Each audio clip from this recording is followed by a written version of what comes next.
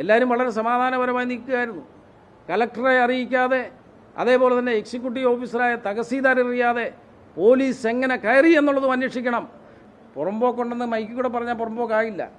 അപ്പോൾ ഇത് ചെയ്യേണ്ടിയിരുന്നത് അവരുടെ അഭിഭാഷകരാണ്, ഗവൺമെൻറ്റാണ്.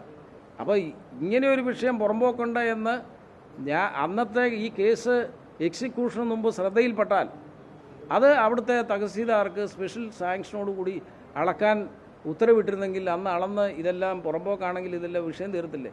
സർക്കാർ ഭൂമിയാണ്, പുറമ്പോക്ക് ഭൂമിയാണെങ്കിൽ ഇത് അവരെ ഇവിടുന്ന് മാറ്റേണ്ട സാഹചര്യം വരില്ലല്ലോ.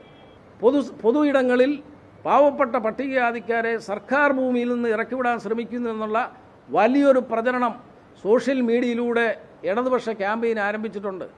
ഇടതുപക്ഷ ക്യാമ്പയിൻ ആരംഭിച്ചിട്ട് കാരണം സർക്കാരിനെതിരെ ഒരു സർക്കാർ വന്ന് ഒന്ന് കസേരയിലിരിക്കാൻ, മന്ത്രിമാർക്കൊന്ന് കസേരയിലിരിക്കാൻ ഒരു അവസരം കൊടുക്കാതെ ഇതാ ഇവരെ പുറത്താക്കുന്നു എന്ന് പറയുന്നു. അവരുടെ കോളനികൾ കയറി അല്ലെ ഉന്നതി കയറി അക്രമം കാണിക്കുന്നു എന്ന് പറയുന്നു. ഇതിന് മുമ്പ് പിണറായി ഇരുന്നപ്പോൾ എത്രയോ പ്രാവശ്യം ഇതേപോലെ പോലീസ് അവിടെ അട്രോസിറ്റി കാണിച്ചിട്ടുണ്ട്. അതാരും മിണ്ടുന്നില്ല. അതിൻ്റെ വീഡിയോ സഹിതം ഇന്നലെ ഞാൻ പുറത്തുവിട്ടിട്ടുണ്ട്. പിണറായി സർക്കാരിൻ്റെ കാലത്ത് വലിച്ചിഴച്ചുകൊണ്ട് പോകുന്നത്, ഇവരെല്ലാം മർദ്ദിക്കുന്നത്. അതുകൂടാതെ അന്നത്തെ ദിവസം, അതായത് 15ാമത് തവണ ഇതിൻ്റെ അകത്ത് പോലീസ് അതിക്രമം കാണിച്ചതിൻ്റെ പിന്നിൽ അന്വേഷിക്കണമെന്ന് ആഭ്യന്തര വകുപ്പ് മന്ത്രിയോട് ഞാൻ ആവശ്യപ്പെട്ടിട്ടുണ്ട്. കാരണം ഈ പറയുന്ന മുൻ MLA തൊട്ടടുത്ത ഒരു വീട്ടിൽ വന്ന് രാവിലെ മുതൽ ഇരിക്കുകയായിരുന്നു. അദ്ദേഹത്തിനൊരു ഫോൺ വന്നതിന് ശേഷമാണ് അദ്ദേഹം ഈ സംഭവത്തിലേക്ക് പോകുന്നത്. 2:30 മണി വരെ സമാധാനപരമായിട്ടാണ് പോലീസും അതേപോലെ തന്നെ എല്ലാവരും അവിടെ നിന്നത്. എല്ലാവരും വളരെ സമാധാനപരമായി നിൽക്കുകയായിരുന്നു. കലക്ടറെ അറിയിക്കാതെ, അതേപോലെ തന്നെ എക്സിക്യൂട്ടീവ് ഓഫീസറായ തഹസീൽദാർ അറിയാതെ പോലീസ് എങ്ങനെ കയറി എന്നുള്ളതും അന്വേഷിക്കണം. അതായത് ഒരു സർക്കാർ അധികാരത്തിൽ വന്നു കഴിയുമ്പോൾ സർക്കാരിൻ്റെ പ്രതിച്ഛായയ്ക്ക് കോട്ടം തട്ടാൻ വേണ്ടി അവിടുത്തെ ആരൊക്കെയുമായി കൂട്ടുചേർന്ന് ഗൂഢാലോചന നടത്തിയാണ് അവിടെ പോലീസിനെ കൊണ്ട് അവിടെ കയറാൻ ഒരു ചെറിയ അനിഷ്ട സംഭവം ഉണ്ടായത്.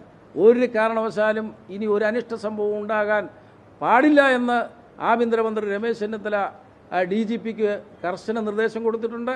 അതേപോലെ തന്നെ ഇന്ന് കൃത്യമായി ഞാൻ രാവിലെ അഡ്വക്കേറ്റ് ജനറലിൻ്റെ ഓഫീസിൽ പോയിട്ടാണ് ഇങ്ങോട്ടേക്ക് വരുന്നത്. അഡ്വക്കേറ്റ് ജനറൽ കൃത്യമായി ഹാജരായി അദ്ദേഹം കോടതിയിൽ കാര്യങ്ങൾ പറഞ്ഞു. എന്തായാലും മാധ്യമ സുഹൃത്തുക്കൾ ഇതിൻ്റെ സത്യാവസ്ഥ അറിയണം. ഈ ഇടതുപക്ഷത്തിൻ്റെ ആളുകൾ, പ്രത്യേകിച്ച് CPMൻ്റെ ആളുകൾ, ഈ പാവങ്ങൾക്ക് അവരുടെ അവകാശങ്ങൾ കിട്ടുന്നതിന് വേണ്ടിയല്ല, തമ്മിത്തല്ലിച്ച് ചോരയൊലിപ്പിക്കാൻ വേണ്ടിയുള്ള ശ്രമമാണ് നടത്തിക്കൊണ്ടിരിക്കുന്നത്. അവരല്ല യഥാർത്ഥത്തിൽ സമരം ചെയ്യുന്നത്. പുറത്തുനിന്ന് ഇതുമായി യാതൊരു ബന്ധവുമില്ലാത്ത ആളുകളെ വാഹനത്തിൽ കൊണ്ടുവന്നിറക്കി അവിടെ വിഷയങ്ങളുണ്ടാക്കാൻ ശ്രമിക്കുന്നു. അത് മാധ്യമങ്ങൾക്ക്, അവിടെ വന്നിട്ടുള്ള ആളുകൾക്കറിയാം. അത് അവർ ശ്രദ്ധിച്ചിട്ടുണ്ടാകുമെന്നാണ് ഞാൻ വിശ്വസിക്കുന്നത്.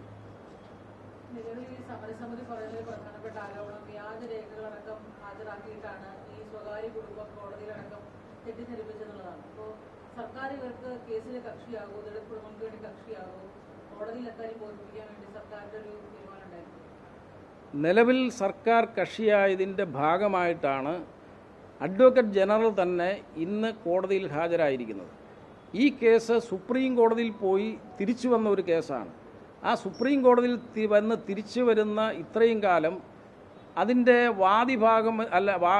വാദിഭാഗമല്ല, ഇതിൻ്റെ ഉന്നതിയിലെ ആളുകൾ, അതായത് കുടിയൊഴിപ്പിക്കപ്പെട്ട ആളുകൾ കൃത്യമായി ഡോക്യുമെൻറ്റ്സ് അവരുടെ അഭിഭാഷകൻ ഹാജരാക്കിയിട്ടില്ല. അവരുടെ അഭിഭാഷകനല്ലേ ഹാജരാക്കേണ്ടത്, പുറത്ത് നിൽക്കുന്ന നമ്മളാരും അല്ലല്ലോ.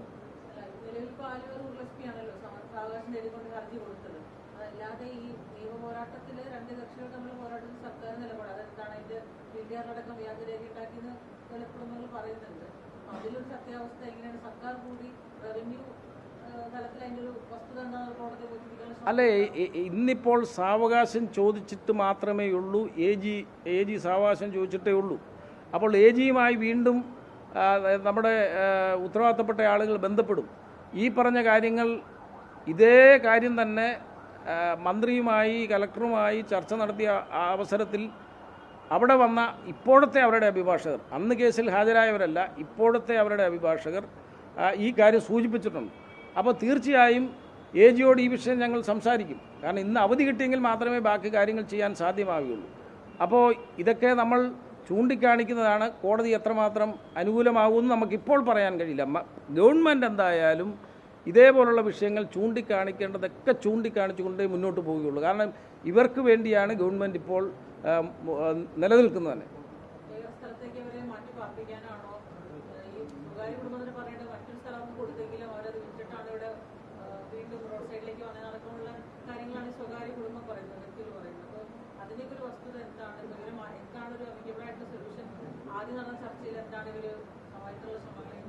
അല്ല, അവരെ വിളിച്ച് അവരുടെ സങ്കടങ്ങൾ കേൾക്കുകയായിരുന്നു ആദ്യം ചെയ്തത്. അതായത് മുഖ്യമന്ത്രിയും ആഭ്യന്തരമന്ത്രിയും കൂടെ ഒരു മന്ത്രിയെയും എന്നെയും ചുമതലപ്പെടുത്തിയപ്പോൾ അന്ന് തന്നെ രാത്രി ഞങ്ങൾ തിരുവനന്തപുരത്ത് നിന്ന് ഇവിടെ എത്തി കലക്ട്രേറ്റിൽ കലക്ടറുടെയും കൂടെ സാന്നിധ്യത്തിൽ അവരുടെ സങ്കടങ്ങൾ കേൾക്കുകയാണ് ചെയ്തത്. അപ്പോൾ അവരുടെ ഈ സങ്കടങ്ങൾ കേട്ടിട്ട് അടുത്ത സ്റ്റെപ്പ് എന്ന് പറയുന്നത് നമുക്ക് സാവകാശം കിട്ടിയെങ്കിൽ മാത്രമേ ഇരു കൂട്ടരോട് സംസാരിക്കാൻ സാധ്യതയുള്ളൂ. ഇപ്പോൾ സാവകാശം കിട്ടിയിരിക്കുകയാണ്. അപ്പോൾ സാവകാശം കിട്ടിയ സ്ഥിതിക്ക് ഞങ്ങൾ ബഹുമാനപ്പെട്ട മുഖ്യമന്ത്രി അടക്കം അദ്ദേഹത്തിൻ്റെ ജില്ല കൂടി ആയതുകൊണ്ടും അദ്ദേഹത്തിന് അറിയാവുന്ന സ്ഥലവും കൂടി ആയതുകൊണ്ട് അദ്ദേഹത്തിൻ്റെയും കൂടെ ടൈം വെച്ചിട്ട് അടിയന്തരമായി ഈ കാര്യത്തിൽ ഏത് സൊല്യൂഷൻ ഉണ്ടാക്കണമെന്നുള്ളത് അവരാണ് ഇതിൻ്റെ അകത്ത് ഫൈനൽ പറയേണ്ടത്. അവരാണ് ഇതിൻ്റെ അകത്ത് ഫൈനൽ ഒരു തീരുമാനം ഉണ്ടാക്കേണ്ടത്. അതെന്തായാലും ഇവരുകൂടെ ആലോചിച്ചിട്ട് ഇവരുടെയും കൂടെ അഭിപ്രായത്തിൻ്റെ അടിസ്ഥാനത്തിലായിരിക്കും ഒരു തീരുമാനം ഉണ്ടാക്കുക. അല്ലാതെ അവരുടെ അഭിപ്രായം കേൾക്കാതെ ഒരിക്കലും ഈ ഗവൺമെൻറ് ഒന്നും ചെയ്യുമെന്ന് എനിക്ക് വിശ്വാസമില്ല. അവരോടൊപ്പമാണ് ഗവൺമെൻറ് നിൽക്കുന്നത്.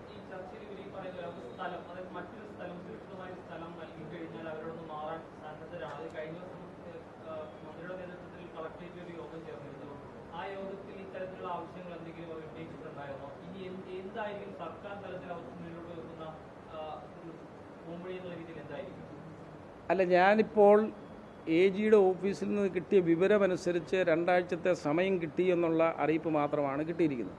അപ്പോൾ AG കോടതിയിൽ നിന്ന് ഇറങ്ങിക്കഴിയുമ്പോഴാണ് ബാക്കിയുള്ള കാര്യത്തിലേക്ക് പോവുക.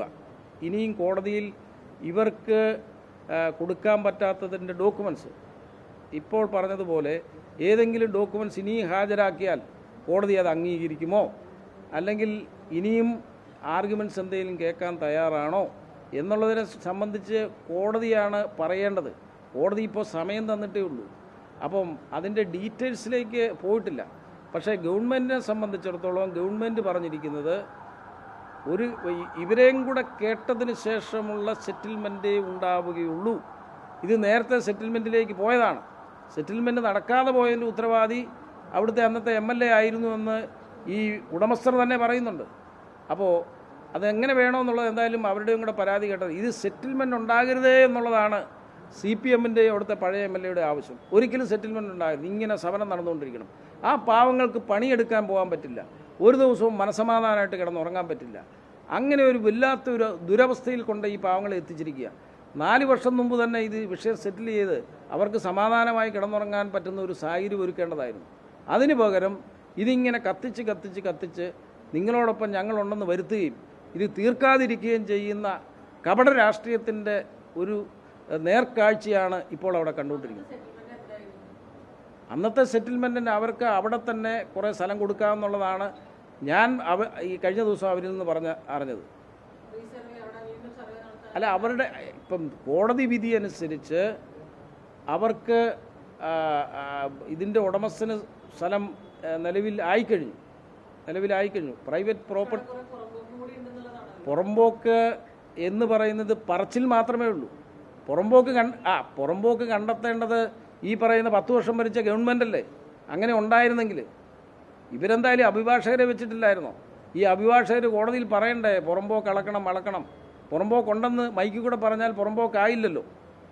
പുറമ്പോക്കുണ്ടെന്ന് മൈക്കിൽ കൂടെ പറഞ്ഞാൽ പുറമ്പോക്കായില്ല. അപ്പോൾ ഇത് ചെയ്യേണ്ടിയിരുന്നത് അവരുടെ അഭിഭാഷകരാണ്, ഗവൺമെൻറ്റാണ്.